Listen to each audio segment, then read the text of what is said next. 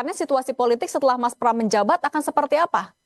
Saya kira dua hal, Mbak. Pertama, memang harus kita akui bahwa sebenarnya dalam banyak hal, PDIP dengan Prabowo Subianto itu memiliki hubungan yang sebenarnya relatif cukup baik ya. Misalnya itu terbukti ketika tidak ada perubahan apapun dalam Undang-Undang MD3, karena kalau Prabowo Gerindra ini tidak memiliki hubungan yang baik dengan PDIP, tentu Undang-Undang MD3 akan diubah di mana posisi Ketua DPR yang mestinya misalnya automatically didapatkan oleh partai pemenang pileg itu bisa berubah seperti dalam pemilu 2014 ya. Itu jelas ya, yang itu yang kemudian menempatkan bagaimana posisi Puan Maharani tetap sebagai ketua DPR, termasuk misalnya soal posisi Banggar juga dijabat ya oleh kader-kader PDIP. Itu kan menegaskan bahwa sebenarnya PDIP sekalipun secara tidak langsung menyatakan dukungan politiknya secara terbuka dengan Prabowo, tapi hubungan politiknya itu baik-baik saja.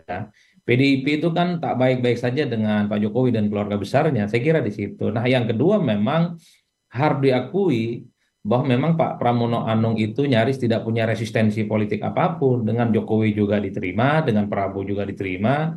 Memang ini juga adalah wajah yang saya kira kenapa proses politik di Jakarta itu kan terkesan adem ayem, karena memang dari segi figur juga tidak terlampau konfrontatif ya, head to head secara terbuka. Ini juga yang menurut saya menebalkan satu keyakinan bahwa memang ketika tak ada gugatan ke Mahkamah Konstitusi dari kubu Ridho, ini kan menganggap sebenarnya ada negosiasi politik yang sudah selesai ya antara elit-elit yang kemudian saling berkompetisi. Jadi saya cukup hakul yakin membayangkan ke depan bahwa di bawah Pak Pramono dan Sidul, hubungan politik Jakarta, hubungan politik gubernur terpilih nanti dengan presiden dan pemerintah pusat itu akan baik-baik saja. Karena saya kira memang kita juga sering mendengarkan bagaimana Pak Pramono Anung menyatakan akan selalu bersinergi dan beririsan dengan keputusan-keputusan politik pusat.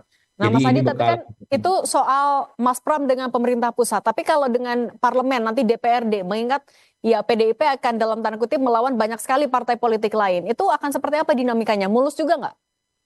Kalau saya membaca secara umum, ini titik kuncinya terkait dengan bagaimana dinamika hubungan antara PDIP dengan Gerindra.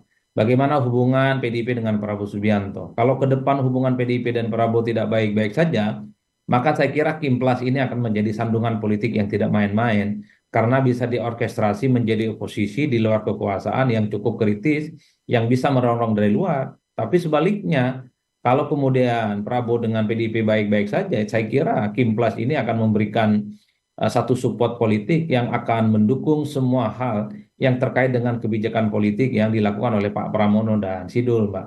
Karena Oke. Kimplas ini sebenarnya kuncinya ada di Prabowo dan kuncinya ada di Gerindra. PDIP dengan Gerindra baik-baik saja, maka semua keputusan dan kebijakan politik Pram dan Sidul itu menurut saya akan mendapatkan support sistem yang cukup luar biasa.